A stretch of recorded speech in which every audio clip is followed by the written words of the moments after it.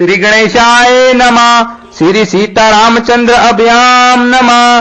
श्री महर्षि वाल्मीकि परिणीत श्रीमद् वाल्मीकि रामायण बाल कांड 76वां सर्ग। श्री राम का वैष्णव धनुष को चढ़ाकर अमोघ बाण के द्वारा परशुराम के तप प्रताप पुण्य लोकों का नाश करना तथा परशुराम का महेंद्र पर्वत को लौट जाना। दशरथ नंदन श्री राम अपने पिता के गौरव का ध्यान रखकर संकोच वंश वहां कुछ बोल नहीं रहे थे, परंतु जमदग्नि कुमार परशुराम जी की उपयुक्त बात सुनकर उस समय वे मौन न रह सके। उन्होंने परशुराम जी से कहा, भृगुनंदन सुनिए, ब्राह्मण सुनिए, आपके पिता के ऋण से उऋण होने की, पिता के मारने वाले का वध करके वैर का बदला चुकाने की भावना लेकर जो क्षत्रिय संहार रूपी कर्म किया है उसे मैंने सुना है, और हम लोग आपके उस कर्म का अनुमोदन भी करते हैं, क्योंकि वीर पुरुष वैर का प्रतिशोध लेते ही हैं। भार्गव सुनिए, मैं अक्षत्रिय धर्म से युक्त हूँ, इसलिए आप ब्राह्मण देवता के समक्ष विनीत रहकर कुछ बोल नहीं रहा हूँ, तो भी आप मुझे पराक्रमहीन असमर्थ न मानकर मेरा तिरस्कार कर रहे हैं। अच्छा, अब मेरा तेज और पराक्रम देखिए। ऐसा कहकर शीघ्र पराक्रम करने वाले श्री रामचंद्र जी ने कुपित हो परशुराम के हाथ से वह उत्तम धनुष और बाण ले लिया, साथ ही उनसे अपनी वैष्णवी शक्ति को भी वापिस ले लिया। उस धनुष को चढ़ाकर श्री राम ने उसकी प्रतिंचा पर बाण रखा। फिर कुपित होकर उन्होंने जमदग्नि कुमार परशुराम से इस प्रकार कहा, भृगुनंदन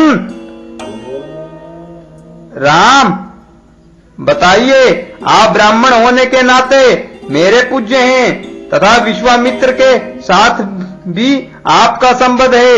इन सब कारणों से मैं इस प्राण संहारक बाण को आपके शरीर पर नहीं छोड़ सकता।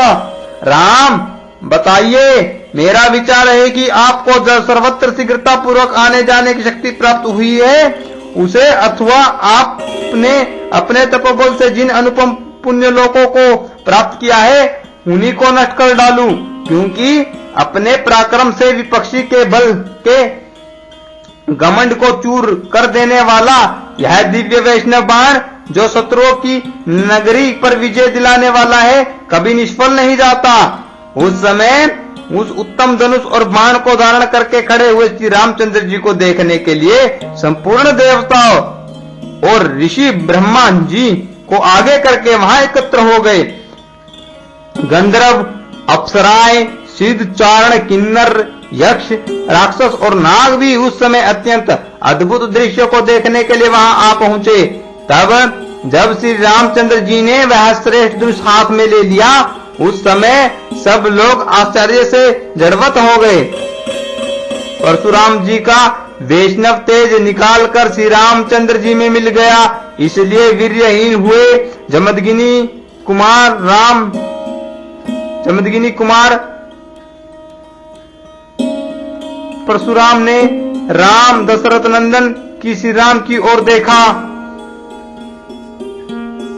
जमदग्नि कुमार ने दशरथ नंदन श्री राम की ओर देखा। तेज निकाले जाने से वीर्यहीन हो जाने के कारण दंडवत बने हुए जमदग्नि कुमार परशुराम ने कमल नयन श्री राम से धीरे धीरे कहा, रघुनंदन सुनिए, पूर्व काल में मैंने कश्यप जी से जब यह पृथ्वी दान की थी तब उन्होंने मुझसे कहा था कि तुम्हें मेरे राज्य में नहीं रहना चाहिए। काकुस्नंदन कुलनंदन सुनिए, तभी से अपने गुरु कश्यप जी की इस आज्ञा का पालन करता हुआ मैं कभी रात में पृथ्वी पर नहीं निवास करता हूँ, क्योंकि यह बात सर्व विदित है कि मैंने कश्यप के सामने रात को पृथ्वी पर न रहने की प्रतिज्ञा कर रखी है। इसलिए वीर राघव सुनिए, आप मेरी इस गमन शक्ति को नष्ट न करे।